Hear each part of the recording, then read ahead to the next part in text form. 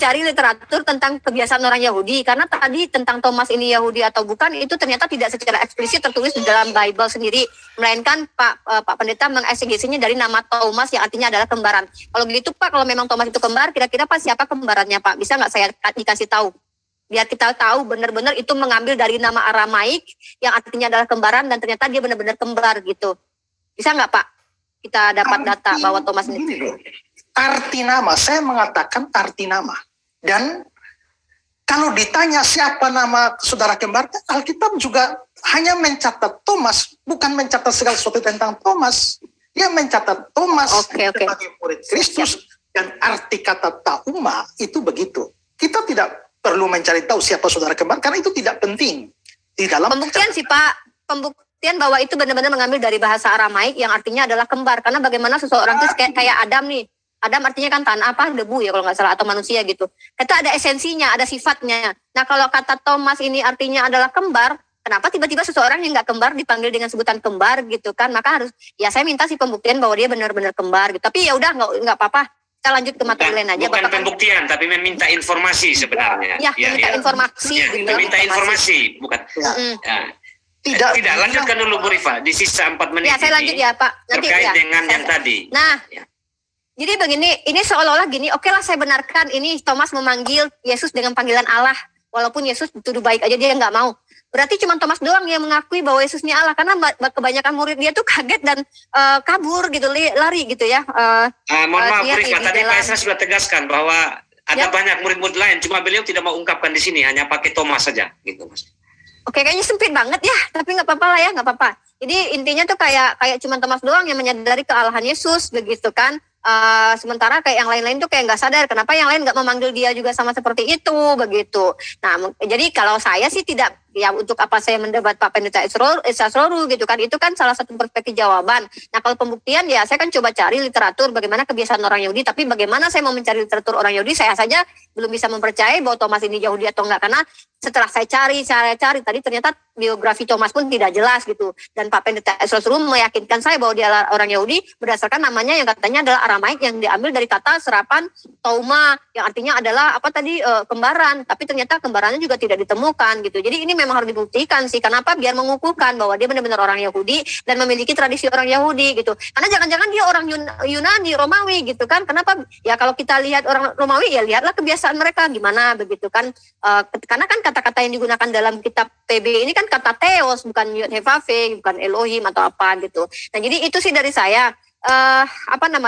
Saya tidak mendapat jawaban yang sangat krusial ya. Tadi literalek Pak Pendeta Esroru membuktikan bahwa Yesus itu adalah Allah dari pernyataan Thomas, bukan dari pernyataan Yesus pribadi. Karena Yesus memang mengatakan jangan memanggil Bapa di dunia ini, hanya satu Bapamu di surga. Jangankan dikatakan Allah, mengatakan dia baik aja dia nggak terima. Saya lebih percaya kepada Yesus. 2 ayat itu saya pegang. Saya untuk saat ini merujuk kepada pernyataan Yesus deh gitu. Pak Pendeta kepada Thomas ya nggak apa-apa lah gitu.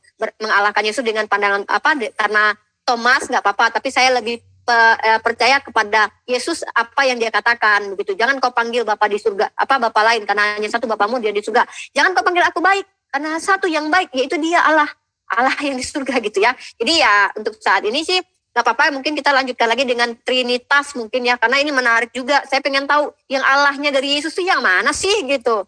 Saya masih bingung dari dulu tuh kalau nanya sama teman-teman Kristen bilang si Yesus ini yang Allahnya yang mana sih? Ada yang bilang rohnya, loh itu kan roh Allah yang masuk ke dalam diri Yesus. Terus badannya apa? Ya bukan Allah, kan manusia. Loh kan yang menjadi manusia itu kan firman-Nya. Berarti Yesus bukan firman dong. Jadi saya masih banyak jawaban-jawaban dari teman-teman Kristen lain Pak. Karena Bapak Pendeta, otomatis Bapak pasti tahu jawabannya. Sebenarnya ini nggak lari-lari sih Pak. Cuman ya kalau Bapak nggak mau menjawab juga nggak apa-apa. Bagi saya sih itu aja sih dulu. Masalah Thomas ya anggaplah iya gitu ya. Berarti cuma Thomas doang yang menyadari kealahan Yesus gitu. Yang lain mah kagak. Mungkin yang lain nggak tahu kalau itu Yesus mah sempat makan ikan goreng ya kan Pak ya. Dia makan ikan goreng gitu. Ya mungkin masih ragu juga mereka kali ya. Karena ngelihat Yesus kok makan ikan goreng, kok Allah makan ikan goreng. Walau Allah disawat sih kalau saya. Ya nggak apa-apa sih Pak Pendeta. Terima kasih atas jawabannya. Bahwa Bapak Pendeta menyatakan Yesus adalah Allah karena prasangka Thomas atau karena pernyataan Thomas. Walau di ayat lain Yesus melarang mengatakan bahwa dia baik. Karena yang baik hanya satu, yaitu Allah saja. Kalau dari saya sih gitu aja sih ya Pak ya. Tentang Thomas, saya mau mencari literatur tentang Thomas lagi. Apakah benar dia orang Yahudi? Gitu, karena kalau dari nama apa benar dia adalah orang kembar, mana lagi tuh kembarnya, karena nggak ada biografi Thomas yang jelas saya lihat di dalam Bible sendiri, gitu. Oke, terima kasih Bu Rifa. Ya, nanti Pak Esra 5 menit.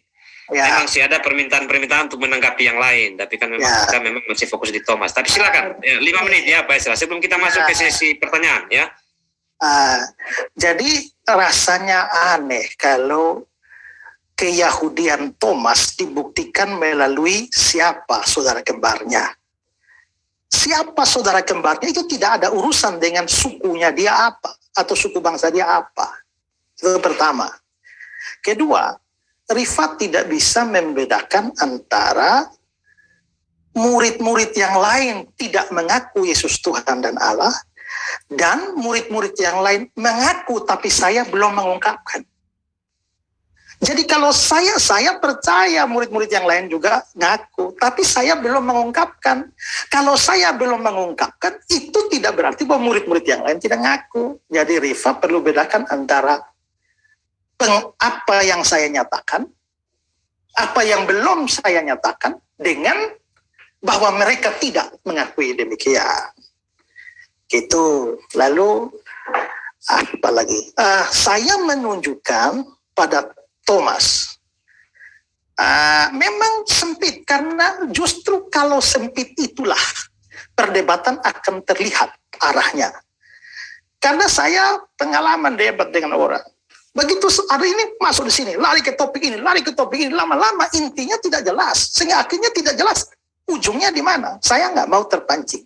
Karena itulah saya menunjukkan bahwa pengakuan Thomas Yesus Tuhan dan Allah, lalu Rifat mengangkat isu lain bahwa Yesus sendiri menyangkali. Maka bagaimana pernyataan Thomas itu dibantah melalui isu yang lain. Isu yang lain itu bisa dibahas lain kali. Tapi yang pasti adalah begitu Thomas mengaku, Yesus tidak membantah. Ya Tuhanku dan Allahku. Berarti waktu Yesus bilang jangan sebut siapapun Bapa di dunia, itu pasti ada artinya apa. Waktu Yesus juga mengatakan bahwa, apalagi yang tadi dikatakan ya, itu pasti ada jawabannya. Tapi saya belum mau mengungkapkan. Kalau saya belum mau mengungkapkan, jangan menunjukkan itu sebagai argumen untuk membantah Thomas. Yang dari Thomas itu tidak bisa dibantah. Tapi kalau yang tentang Yesus itu belum dibahas. Itu harus jelas. Jadi ini penjelasan saya. Kalau Rifa mau teliti lagi, ya silakan teliti tentang Thomas. Tapi ingat bahwa saya mempunyai dasar bahwa Thomas adalah orang Yahudi dari asal namanya, yang artinya si kembar. Tapi kesukuan atau kebangsaan seseorang tidak bisa disangkali hanya karena dia tidak diketahui siapa saudara kembarnya. Jadi itu saja penjelasan. Saya kira tidak ada kemajuan lagi. Ya, silakan masuk pada babak berikutnya. Tapi ya. Jangan. Kalau begitu. Ini sudah closing statement atau masih babak ini? Belum. Sekarang kita akan masuk ke babak kedua. Babak kedua ini adalah pertanyaan. Pertanyaan ini akan ditujukan kepada Pak Esra dan juga Bu Rifa. Ya, saya mulai dulu dari teman-teman yang temannya Bu Rifa ke Pak Esra. Oke. Siapa? Silakan. Siapa admin teman saya di sini ada admin Zuma atau Zuma. Ya, Pak. Saya Zuma. cuma satu orang aja. Karena, Oke, nanti saya kasih kesempatan 2 kali kalau ini. Pak Zuma, silakan satu pertanyaan dulu ke Pak Esra terkait dengan dialog ini. Silakan Pak Zuma. Bismillahirrahmanirrahim. Assalamualaikum warahmatullahi wabarakatuh. Damai sejahtera untuk kita semua. Selamat malam Pak Pendeta Esra Soru. Salam kenal dari saya Pak. Ya. Pertanyaan saya terkait dengan ketuhanan Yesus. Diceritakan di dalam Bible Yohanes 1 bahwa firman itu telah menjadi daging, telah menjadi manusia. Setelah dia menjadi manusia, dia tidak bisa berkata-kata dari dirinya sendiri. Dia tidak bisa berbuat sesuatu dari dirinya sendiri. Setelah dia menjadi manusia. Setelah dia menjadi manusia, yang tidak mampu berkata-kata dari dirinya sendiri dan tidak bisa berbuat apa-apa dari dirinya sendiri, dengan cara apakah kemudian Yesus yang tidak mampu berbuat apa-apa ini menjadi Tuhan kembali? Siapa yang membuatnya menjadi Tuhan? Dirinya kah? atau ada oknum Tuhan baru, Tuhan lain yang menjadikan dia Tuhan. Kalau dirinya berkata pun dia tidak sanggup, berbuat apa lagi? Sehingga untuk menjadi Tuhan harus ada esensi yang lebih kuat yang menjadikan dia Tuhan, menjadikan kembali kepada Tuhan kalau dia tadinya adalah Tuhan. Pertanyaan saya, Pak, siapa oknum yang kemudian menjadikan Yesus yang tidak bisa berbuat apa-apa itu menjadi Tuhan? Silakan. Siapa yang membuat Yesus menjadi Tuhan kembali? Menjadi Tuhan kembali itu adalah secara implisit, itu ide di belakang itu adalah Yesus tadinya Tuhan, lalu menjadi bukan Tuhan, lalu sekarang dijadikan Tuhan kembali. Itu bukan kepercayaan Kristen. Kepercayaan Kristen percaya bahwa Allah itu kan, atau Tuhan itu kan punya sifat tidak berubah. Jadi Tuhan tidak bisa berubah menjadi bukan Tuhan. Allah tidak bisa berubah menjadi bukan Allah. Ya, itu bisa ditunjukkan misalnya ya di dalam Filipi pasal yang kedua ayat yang kelima, ya Kristus Yesus yang walaupun dalam rupa Allah, kata walaupun dalam rupa Allah, ini sebenarnya terjemahannya di Alkitab Indonesia adalah kurang satu kata. Mestinya yang walaupun ada dalam rupa Allah. Ini kata bahasa Inggrisnya being in the form of God. Itu kata Yunaninya itu huparkon. Huparkon itu adalah satu keadaan di mana paten dan tak bisa menjadi yang bukan dirinya. HP ini adalah HP saya. Bagaimana saya bisa bikin HP ini menjadi bukan HP saya? Gampang, dijual. Ya, rumah saya, bagaimana bikin rumah saya bukan rumah saya lagi? Sumbang. Tapi bagaimana bikin mama saya menjadi bukan mama saya lagi? Dibunuh, yang dibunuh itu mama. Dipecat, yang dipecat itu mama. Ya, disangkali, yang disangkali juga mama. Itu huparkon. Yesus Kristus itu huparkon Allah. Maka dia tidak bisa menjadi yang bukan Allah. Inkarnasi yang tadi disinggung firman menjadi manusia, itu bukan berarti bahwa firmannya atau Allahnya hilang lalu berubah jadi manusia, besok-besok kembali jadi Allah. Tidak. Tapi maksudnya adalah waktu inkarnasi itu Allahnya tetap. Lalu ketambahan manusia, dia mengambil hakikat manusia sehingga menjadi Allah manusia. Nah, lalu pertanyaannya sekarang adalah kembali ke ayat yang tadi dibilang, aku tidak berkata-kata atau tidak bisa berbuat apa-apa dari diriku sendiri. Itu bukan menyatakan kelemahan, tapi menyatakan kesatuan. Karena begini, Yesus itu datang ke dunia diutus oleh Bapaknya. Dia datang untuk melaksanakan kehendak Bapaknya. Tapi orang Yahudi itu tidak mau mengakui bahwa Yesus datang dari Bapa. Itulah sebabnya untuk menunjukkan bahwa dia betul-betul dari Bapa, dia menyatakan bahwa dia tidak bisa melakukan sesuatu dari dirinya sendiri dalam pengertian bertentangan dengan apa yang dikehendaki Bapa. Tidak. Dia menyatu dengan Bapa sehingga apa yang dia inginkan itu yang Bapa inginkan. Apa yang dia lakukan itu yang Bapa lakukan. Jadi dia tidak bisa berbuat sesuatu dari dirinya sendiri terlepas dari Bapanya. Itu maksudnya, konteks ayatnya seperti itu. Jadi Yesus tetap Tuhan, tetap Allah. Dan ya, karena itu tidak dibutuhkan oknum lain yang mengembalikan dia. Tadinya Allah menjadi bukan Allah, sekarang dikembalikan jadi Allah. Tidak. Nah, itulah inti iman Kristen. Itu.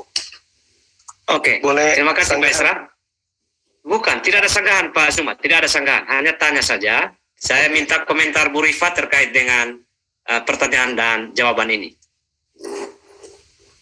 Ya, jadi kalau dari saya pribadi, bentar saya open dulu. Kalau saya pribadi kan pertanyaannya gini nih, Yesus itu kan memang orang Kristen percaya bahwa dia adalah Allah dari semula. Tapi kan masalahnya dia di Filipi 2 ayat 6 kan membatasi dirinya. Artinya dia tidak bisa berbuat apa-apa dari dirinya sendiri gitu. Ketika dia sendiri tidak bisa berbuat apa-apa dari dirinya sendiri gitu. Ketika dia menjadi Tuhan lagi atau segala macam gitu, itu bagaimana oknum yang tidak bisa berbuat dari dirinya sendiri ini dianggap sebagai Allah begitu. Itu pertanyaannya yang saya tangkap. Cuman kalau saya pribadi sih lebih ke ini ya, lebih ke makanya itu tadi penting, apakah Yesus ini yang Allahnya yang mana gitu, yang punya kuasa ilahinya yang mana. Dia kan nggak bisa berbuat apa-apa dari dirinya sendiri, bahkan dia makan ikan goreng, dia juga takut ketika ada malaikat, ada keringat-keringat juga. Esensinya benar-benar manusia kan memang 100% human menurut teman-teman Kristen gitu.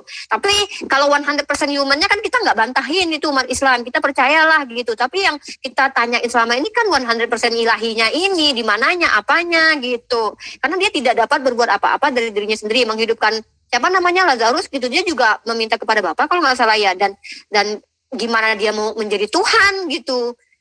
Siapa yang menjadikan dia ya kayak naik ke langit, apakah dia naik sendiri kah, ketika dia di surga bagaimana, apa dia berkuasa kah, apa dia juga menjadi penguasa, ya itu sih mungkin pertanyaan dari yang saya dengar dari Bang Tuma sih. Tapi ada pertanyaan yang kedua kayaknya ya. Ya, terima kasih Bu Rifa. Sekarang dari mungkin ada teman-teman Kristen sini mau menanyakan kepada Bu Rifa. Pak siapa? Pak Nyoman.